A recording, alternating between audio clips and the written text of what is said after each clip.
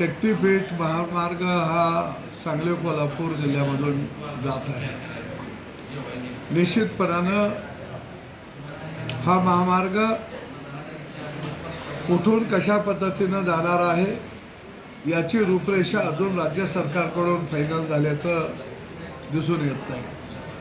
दुसऱ्या बाजूला शेतकऱ्याला यातून काय मिळणार आहे, किती नुकसान भरपाई मिळणार आहे याचीही स्पष्टता आज मिथेला कुठेही दिसून येत नाही। आणि म्हणून या सगळ्या बाबीची स्पष्टता आल्यानंतर निश्चितपणानं सरकार दरबारी बसून शेतकऱ्यांच्यावरती अन्याय होता कामा नये किंवा शेतकऱ्यावरती कोणत्याही प्रकारे आम्ही अन्याय होऊ देणार नाही। आम्ही शेतकऱ्याच्या बाजूनं राहून शेतकऱ्यालाच न्याय मिळाला पाहिजे ही भूमिका निश्चितपणानं घेतली जाईल।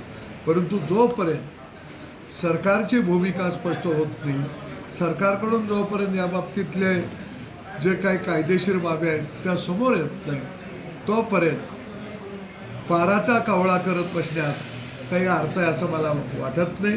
जे विरोधक राजकारण या प्रश्नावरती करत आहेत त्यांना मुख्यमंत्री त्यांच्या वैयक्तिक कामासाठी रात्रीच्या 2-2 वाजता भेटतात, ते सुद्धा वर्षावर चोरून मुटकुळून त्या ठिकाणी जात असतात आणि गावागावामध्ये मात्र लोकांच्या भावना भडकवण्याचा प्रयत्न करतात। त्यांनाही माझं आव्हान आहे की तुम्ही मुख्यमंत्र्यांना पत्र दिलं तर निश्चितपणानं मुख्यमंत्री या प्रश्नावर सुद्धा मंत्रालयामध्ये बैठक लावतील।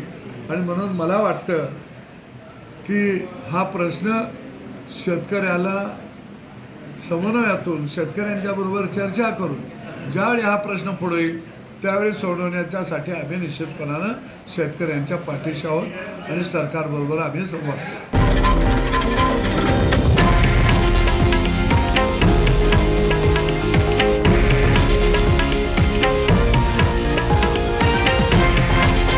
हे आहे देशातील नंबर 1 न्यूज नेटवर्क आणि आपण पाहत आहात TV9 मराठी, एकमेव।